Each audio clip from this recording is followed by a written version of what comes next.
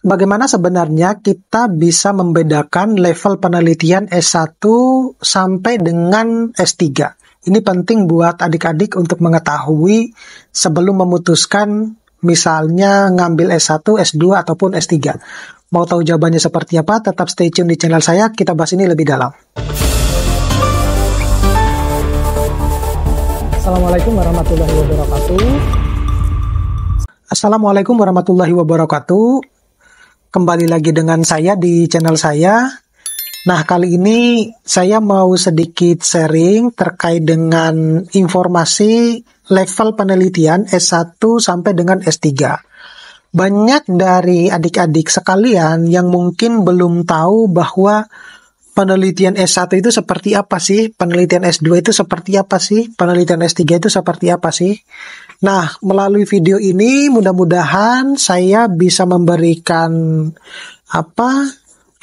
wawasan terbaru terkait dengan level penelitian S1, S2 maupun S3. Di mana kalau S1 itu lebih banyak disebut atau kita kenal dengan skripsi ya, ataupun tesis ya. Sedangkan tesis itu kan bahasa Inggrisnya. Sedangkan ada juga yang tugas akhir. Sedangkan untuk yang S2 itu disebut dengan tesis atau final project-nya master. Sedangkan yang S3 itu adalah disertasi ya, atau program doktoral. Nah, yang membedakan di sini adalah kalau S1 itu adalah hanya cuma untuk application, ya, hanya cuma untuk aplikasi. Jadi tidak dituntut untuk menghasilkan suatu inovasi yang terbaru. Tetapi kalau untuk yang S2 dan S3, maka dia harus menghasilkan inovasi, ya. Cuma di sini ada gap perbedaan yang cukup mendasar antara S2 dan S3. Kita mulai dulu dari yang S1. Yang S1 karena itu adalah aplikasi, maka dia mengaplikasikan iptek dalam bidang keahliannya, ya gitu. Jadi Anda bisa mengambil suatu ide yang sudah pernah dilakukan oleh orang lain, kemudian dimodif, ya, dimodif. Entah itu variabelnya yang dimodif, atau tempatnya yang dimodif, atau populasinya yang dimodif, sampelnya yang dimodif. Nah, itu kita mengaplikasikan. Tetapi metodenya sama, gitu ya. Alatnya mungkin sama. Nah, itu yang disebut dengan aplikasi S1. Dan mungkin bahkan teman-teman dosen banyak juga yang tidak paham tentang ini, ya. Tapi saya rasa mereka paham lah. Gitu. Kemudian bagaimana kalau yang S2? Nah, kalau S2 itu karena inovasi, itu adalah kita mengembangkan iptek hingga menghasilkan karya inovatif dan teruji dengan pendekatan interdisipliner dan multidisipliner. Ini ya, ada interdisipliner dan multidisipliner. Gitu. Jadi dari apa yang sudah kita dapatkan, kita kembangkan. Sehingga ada inovasi yang terlahir dari situ. Nah, bagaimana kalau untuk yang S3?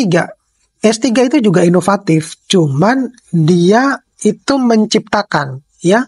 Kalau yang S2 itu adalah mengembangkan iptek, kalau yang S3 itu adalah menciptakan iptek hingga menghasilkan karya kreatif original dan teruji dengan pendekatan interdisipliner, multidisipliner, atau transdisipliner. Nah itu, jadi ada 3 komponen. Jadi yang membedakan itu adalah kalau yang S3 itu kan dia menciptakan, sedangkan yang S2 mengembangkan. Cuma kalau S2 itu adalah interdisipliner dan multidisipliner, sedangkan S3 itu ketambahan dengan transdisipliner. Nah, lalu bagaimana kalau kita melihat dari segi aspek kemandirian menulis, jumlah rujukan, kemudian metode program yang bisa digunakan. Kalau yang skripsi, kemandirian menulisnya itu adalah 60% itu adalah si pelakunya, si mahasiswanya sendiri. Ya 60%. Sedangkan 40%-nya itu adalah pembimbing. Ini. Jadi kalau Anda ketemu sama dosen pembimbing, kemudian Anda dilepas, dia telah menyalahkan aturan ini. Karena saudara itu adalah komponennya itu ada 60%, dosen pembimbing itu adalah 40%. Itu yang skripsi. Kemudian jumlah rujukan, sebenarnya kalau jumlah rujukan ini fine-fine aja. Lu kalau mau lu lebih banyak ya bagus ya, asalkan apa yang ada tertulis di daftar pustaka itu ada juga di bodinya, semacam itu. Sedangkan metode pengumpulan metode statistik yang mungkin bisa digunakan itu adalah baik itu kualitatif ya, manual ataupun kuantitatif, atau bahkan menggunakan program-program seperti Excel ataupun SPSS ya. Nah, sedangkan kalau yang tesis ya, kemandirian menulisnya itu adalah 80%. Ya, 80% itu peran dari si mahasiswanya, 20%-nya itu adalah pembimbing. Kemudian kalau kita berbicara tentang berapa jumlah rujukan juga tidak ada batasan. Kemudian metode ataupun program statistik yang biasa digunakan ya bukan hanya ada kualitatif, ada kuantitatif ya.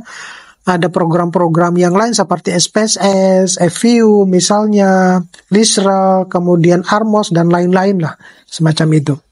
Nah, kalau yang untuk disertasi itu adalah 90% itu adalah peran penulis atau si mahasiswanya, sedangkan 10% itu adalah pembimbingnya, ya.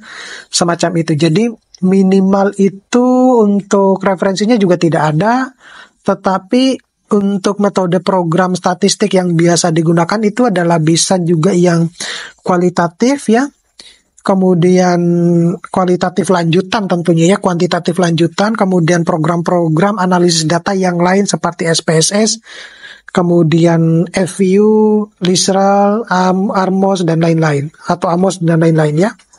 Nah, itulah yang membedakan level penelitian mahasiswa S1, S2, dan S3. Jadi jangan salah paham lagi ya, untuk membedakan mana sebenarnya penelitian yang S1, mana penelitian yang S2, dan juga mana yang penelitian yang S3. Oke? Mudah-mudahan ini bisa bermanfaat buat teman-teman. Sampai ketemu pada video-video berikutnya. Saya Iris, assalamualaikum warahmatullahi wabarakatuh.